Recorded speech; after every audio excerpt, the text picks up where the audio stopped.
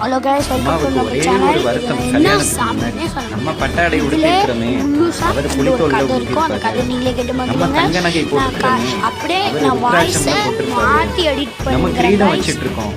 அவர் சட விழுந்த முடியல அழுங்க गाइस அப்படின்னு ஒரே ஒரு வருத்தம். ரெண்டு பேரும் மனவரையில இருக்கும்போது பொருத்தம் இல்லைன்னு யாரும் பேசிடக்கூடாது நம்ம கணவனை பார்த்து அப்படின்னு வருத்தப்பட்டாராம். அம்பிகையின் மனம் குளிர சுந்தரேஸ்வர ரூபத்தில் வந்தாராம். எப்பவும் புலித்தோல் உடுத்திருக்கிறவரு பட்டு பீதாம்பரம் உடுத்திருந்தாராம். சுடுகாட்டு சாம்பலை பூசிட்டு இருக்கிறவரு அன்னைக்கு சந்தன சலபம் பூசியிருந்தாராம் மார்பில். ருத்ராட்சமும் நாகமும் போட்டிருக்கக்கூடிய கழுத்துல தங்க ரத்தின பதக்கங்கள் போட்டிருந்தாராம். அள்ளி முடிஞ்ச சடை விழுந்த முடிய சீவு சிக்கெடுத்து மணிமுடி சூட்டி இருந்தாராம். அப்பேற்பட்ட அழகனாக வந்தாராம் மதுரைக்குள். இதை பார்த்த தேவர்கள் அனைவரும் சொக்கி நின்றார்களாம் சொக்கனின் அழகை கண்டு. மதுரை மக்கள் மயங்கியே விழுந்தார்களாம் மாப்பிள்ளையின் அழகை கண்டு.